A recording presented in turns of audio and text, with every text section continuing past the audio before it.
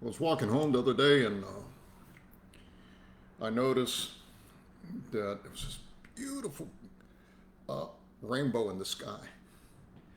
And the rainbow was between the sunshine and clouds. And remember, a song came to my mind. And it was a song of a movie that I used to love to watch when I was a kid, in The Wizard of Oz. And they would sing that song, what was it? Somewhere Over the Rainbow. And I just used to love to listen to that as a little boy. I loved the fantasy of all that, the wizard and the witch and all the Muppets or whatever you call them. And then I got to thinking about this past couple of years, and I remember during the Obama administration, and they had lit up the White House with the rainbow colors. And the rainbow has 7 colors, and they're very specific in order. And I think they start from red all the way down to violet.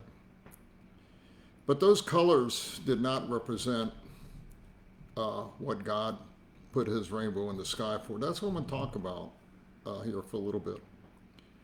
There's a lot of stuff on the news right now, especially what's going on with Disney World and the LGBT group promoting pride, or what they call all-inclusiveness. In other words, to do whatever they want sexually with anybody, even children.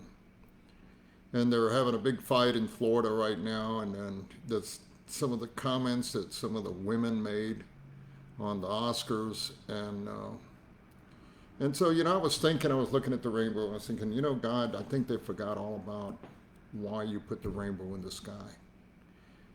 And he kind of, well, Manny, what are you doing about it? And so what I want to do is just share a little bit about why God put it in to begin with. What is the purpose of it? And to reclaim it as a holy symbol for what God intended it to be. And there's a very specific reason why he put it there. And so let me do this. Let me read a little bit in Genesis, because this is the story of why God put the rainbow in. This is before the law, before there was any written law. There wasn't any government. People were basically, and a lot kind of like today, they didn't have any absolute standards to go by. Everybody was doing what was right in their own eyes. And when God originally made the heaven and the earth, and he made Adam and Eve, he said, this was good. The only thing he didn't say was good was man to be alone. And then he brought Eve. So he satisfied that goodness. But as time went on, and the sin nature came on, and then God became very grieved. Let me read to you a little bit. I'm going to 2 passages. We're going to look at Genesis 6, verses 5 to 18, and Genesis 9, verses 8 to 17, and I'll kind of fill in between. But in Genesis 6, 5 to 18, it picks up here. Now, this is before the law, okay? This is before the flood.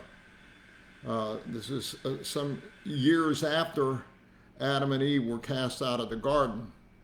And it says, the Lord saw how great man's wickedness on the earth had become, and that every inclination of the thoughts of his heart was only evil all the time. Okay, so the Lord knows what you're thinking. He knows the thoughts of everybody to this day. Okay, because he's omniscient. That's one of his characteristics. He is all-knowing. There isn't anything that takes him by surprise. And then we have here the divine sorrow. Okay, and the Lord was grieved that he had made man on the earth, and his heart was filled with pain. Think about that. God's heart was grieved and he was filled with pain. Okay, we are made in his image. That's why we feel we get hurt and we have pain. And God saw the horrible consequences of immorality running amok. You know, you have all these LGBT people that go in around and they're talking like they're proud, they're coming out. They're really, what they're doing is glorying in shame. What they don't show you is all the number of those people that are dying from AIDS, the consequences of shame, of sexually transmitted diseases.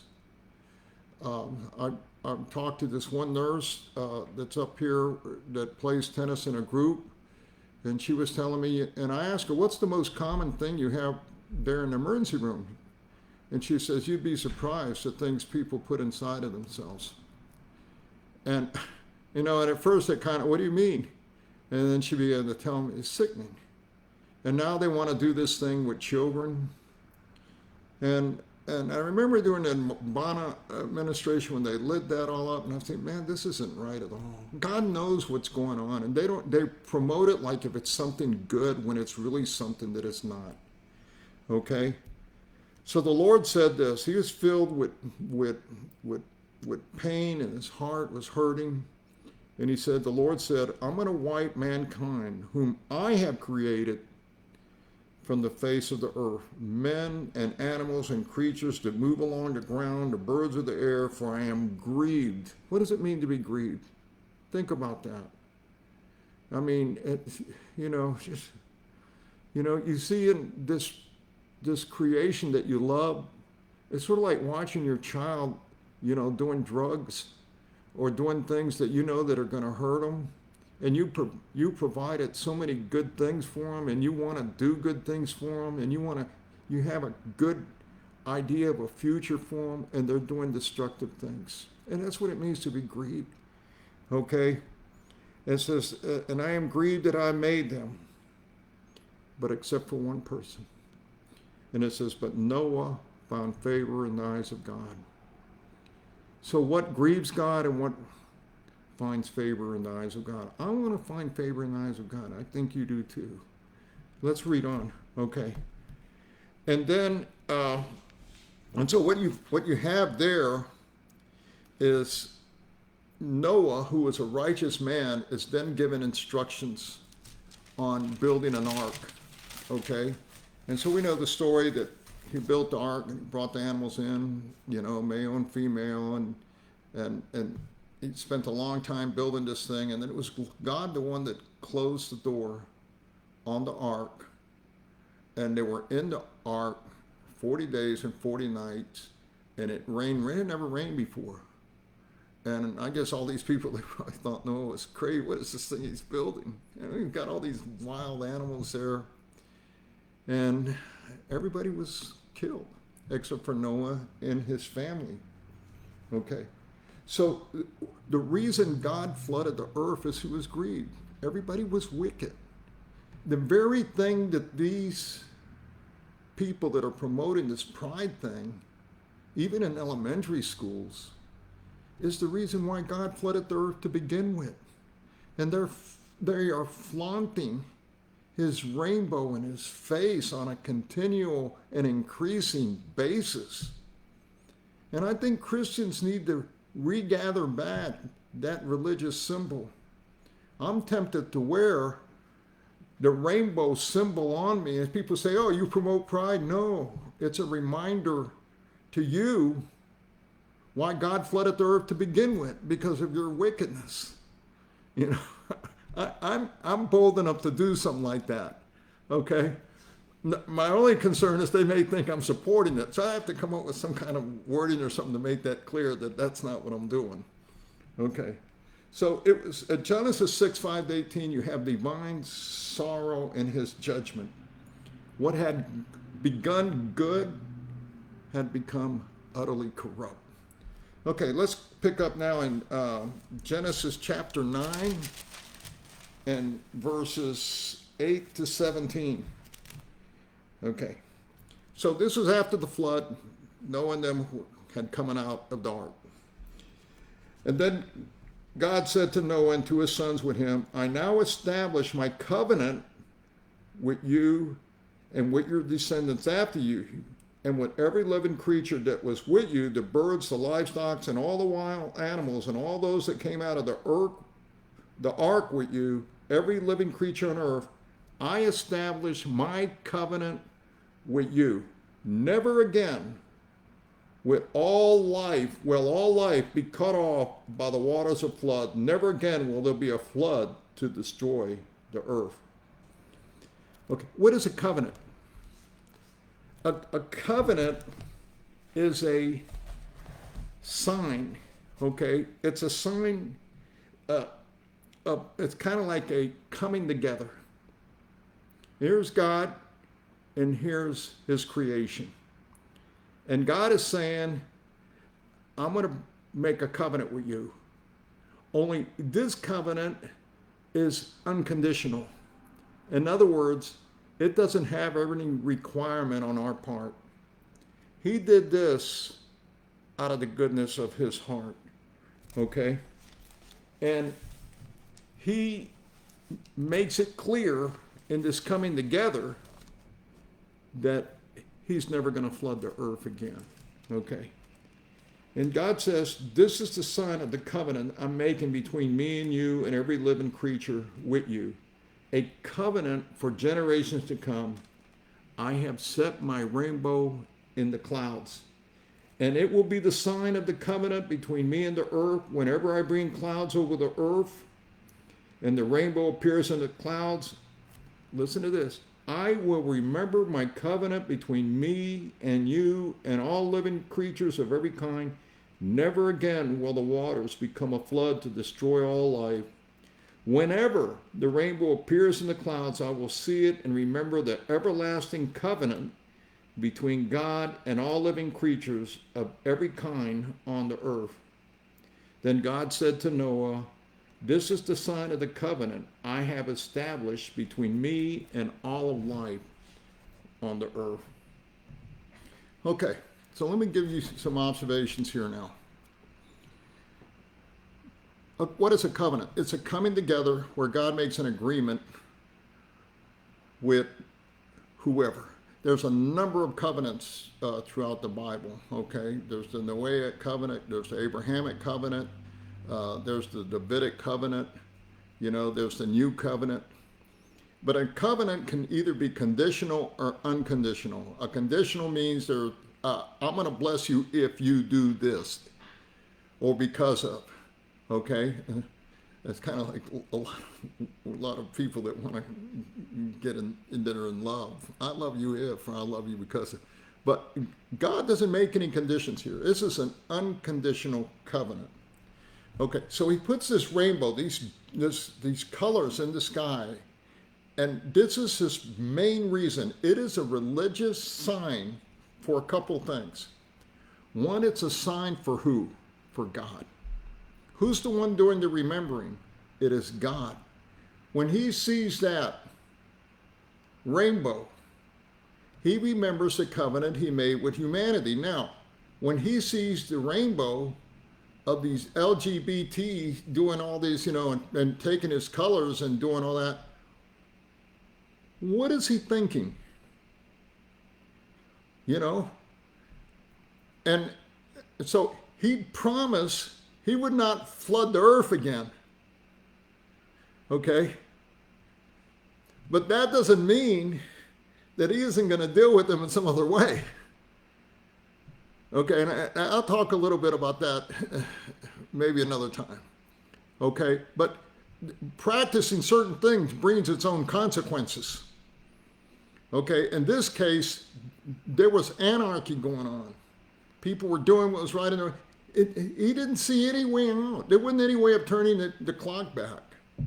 I fear this country has gone so far deep into degradation that there may be no way of coming back without a total mass removal of some sort. Whether it's through nuclear war or through a real pandemic, not a fake one, or by some other means. But it's very serious.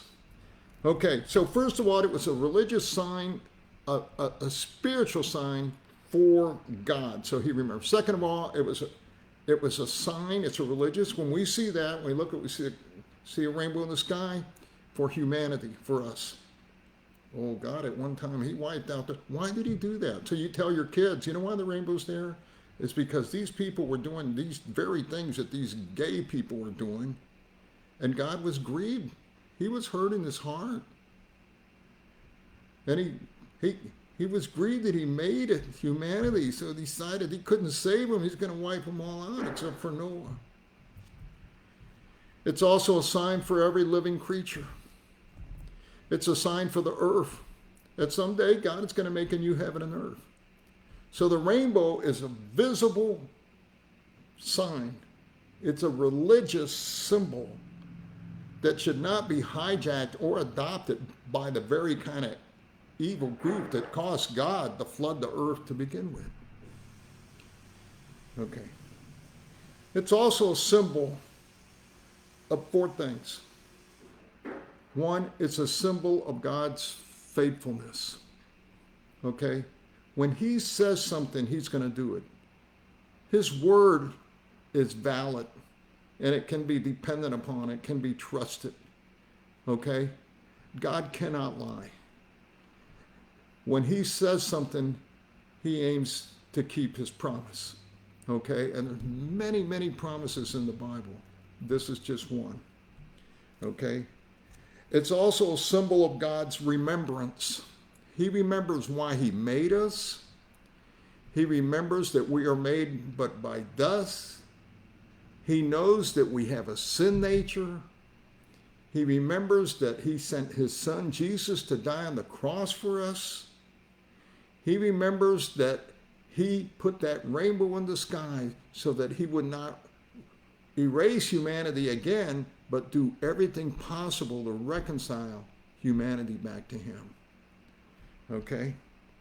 It's also a symbol of God's duration. As long as there is sunshine, as you read through in Genesis, God makes this clear. As long, in fact, it goes. Let me just read that. I think it's very interesting. I think I made notes in my Bible somewhere, not in this Bible, in another one. For the duration, it goes against, I wrote it in another Bible, against what environmentalists say, well, the world is going to come down and all that. No, it's not. God said, as long as there's sunshine, as long as there's day and night, then he isn't going to flood the earth. So the earth's going to be here. It's not going to get annihilated, and not by human means. Okay? So it's also, and as I shared, it's also a symbol of God's unconditional promise for us. Now, the rainbow needs to be considered also for a couple of other reasons. One, because of its universality. It's for everybody. It's not for a select group. God never intended that. Okay? It is for everybody. It's for all humanity. It's his rainbow in the clouds for all of us. Okay? That is why he put it there, and it needs to be presented and protected as such. It's also unique. The rainbow is very unique. If you ever notice, it's between a storm and the sunshine. See the balance there? Here you have this storm, and then all of a sudden the sun starts peeking through the clouds and all, and here you got this beautiful, everybody stops and looks and takes pictures and everything's beautiful. It's very unique. It's also beautiful in the 7 colors. Those are the visible colors. Somebody was saying there's other colors, but we can't see them. Okay? It's also a union between heaven and earth. Okay? There's the balance there. And it's so beautiful. Listen, God gave the rainbow to elicit 3 different things. First of all, faith in him and his promises. Second of all, hope and that he wants a future for us. And every time I see the rainbow, I think about, his covenants and the promises he made. and love. It's his love for us that he found Noah. And Noah found favor in his eyes that we're even here. Okay? And God is not willing that any should perish, but all should come to repentance. But what do you do with a people that is utterly corrupt to the core? And there comes a point where God says, I can't. You've gone too far. The Bible talks about, especially in the New Testament, it's called searing. You're searing your conscience. And you read about it in Romans 1. If professing to become wise, they became fools, and God turned them over to what? To do those things which are unnatural, which they are promoting. It is not natural to do the things they're doing. It's unnatural. And they get a seared conscience. Now, when it's seared, that means there isn't any coming back. Can people that practice those things come back? Yeah, if they haven't gotten to the point of being seared. Okay? Searing is kind of like the idea of branding somebody. Or if you have a wound and you take an iron, and you close up the wound like that, it becomes a scar tissue. And so it happens in your conscience and your soul, and there isn't any coming back. That's a psychological danger of that. Okay. It also, besides those three things of faith, hope, and love, God put his rainbows in the clouds of a visible manifestation of his presence. And I think again about the song, I think it was Judy Garland that sang that, somewhere over the, and it talks about the beautiful, just the whole thing of it all. And that's really what God wants, And I think Christians have a responsibility to understand why God put it there, start promoting it for what it is, and recognizing that God was grieved in his heart. And it's really sad what we're seeing today. And God doesn't want that. He wants us to restore his rightful place, his word, and recognize his symbols for what they really are. Okay, take this message, do whatever you want with it. I hope it prompts you to somehow relook at the rainbow as a religious symbol and not to give it away to a group that is totally devoid of holiness. Okay, God bless you all.